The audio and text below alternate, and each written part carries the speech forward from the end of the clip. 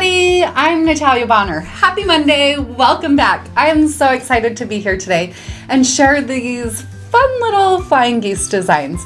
So you probably know by now, but I have a brand new class starting January 1st, 2023.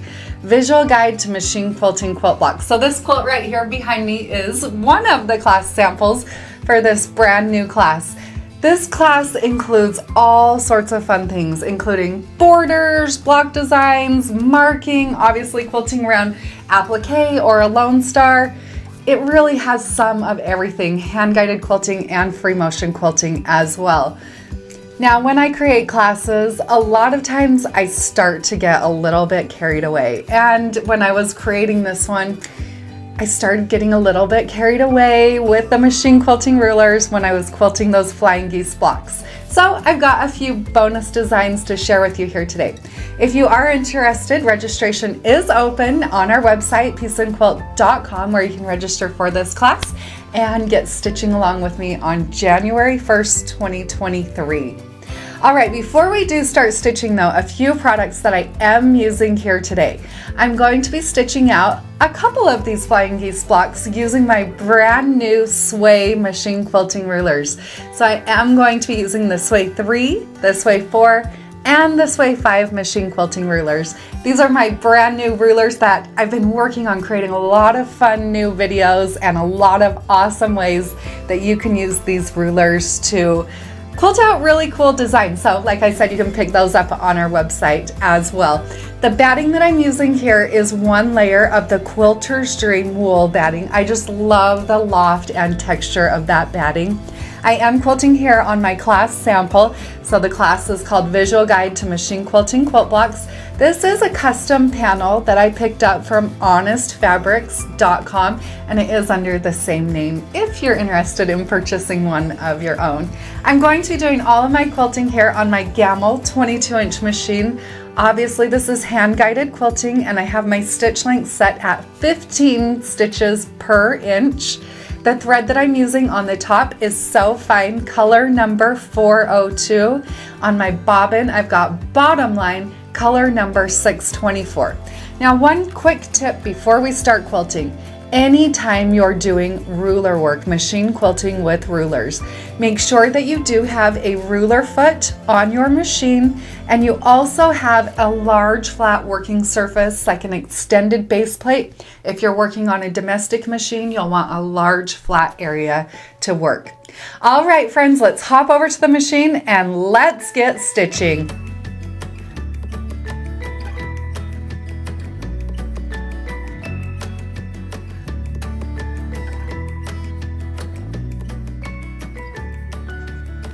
To quilt out this first flying geese design, I'm going to be using my Sway 4 machine quilting ruler. I'll start on one corner, hold my ruler a 1/4 of an inch away from where I want it to intersect, which is that center point, stitch a curve to the center. I'll adjust my ruler at that point and stitch up to the top. When I get up to that top point, notice how I'm going to switch and use the concave side of my Sway 4 machine quilting ruler. Next, I'm going to use the Sway 3 machine quilting ruler to stitch a fun little motif in the center. Finish off this block by stitching that final curve over to the opposite side, again using the Sway 4 machine quilting ruler. Such a fun design with the Sway 3 and Sway 4 machine quilting rulers. Next, I'm going to switch to the Sway 5 machine quilting ruler. Depending on the size of your flying geese block, you could stitch out this design using any of the Sway machine quilting rulers, so the Sway 4, the Sway 5, or the Sway 3. This one, I chose to use the Sway 5 just based on the size of the block. So I'll start stitching near one side. I'm going to hold my ruler about, I'm going to say maybe 1/4 to a 1/2 inch inside so that my circle fits all the way on the inside. I'll stitch that first curve across to the opposite side. Then I'm going to use the other curve, the round end of the Sway ruler, to stitch 2 point-to-point curves up to the center and then back over to the side where I started quilting. How about another fun design using, again, the Sway 5 machine quilting ruler? So again, on my flying geese block, I'm starting in my corner. Using the curve, I'm stitching right up to the top point, and then at that top center point, back to the opposite corner. From there, I'm going to add some echoes.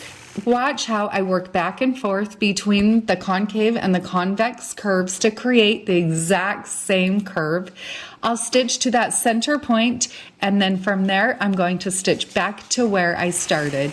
Notice when I do stitch to that center point, I'm keeping my line about a ½ inch to an inch or so below the stitching line above. Let's move on and quilt one more. Before I start on my next flying geese block though, I am going to add a fun filler.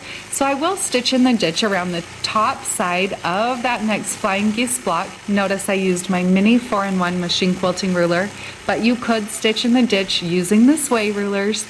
And then I'm going to go right into my background filler where I'm going to quilt pebbles. I love quilting pebbles, so I'm going to fill in that space completely. Then I'll stitch in the ditch along the bottom side of that flying geese block to the opposite background filler where I'll go right into those pebbles again. So back to the pebbles, notice that I'm trying to be random with my sizes. I like to go big, small, and as random as I can. I know it's hard to get random. It's easy to get stuck in the same path, repeating pattern, but the more random you can make those, I think the better off they'll turn out. I love how these flying geese blocks turned out. So much fun to machine quilt with my Sway 3, 4, and 5 machine quilting rulers. You can pick those up plus register for this awesome new class over on our website, peaceandquilt.com. Have a great day, everybody.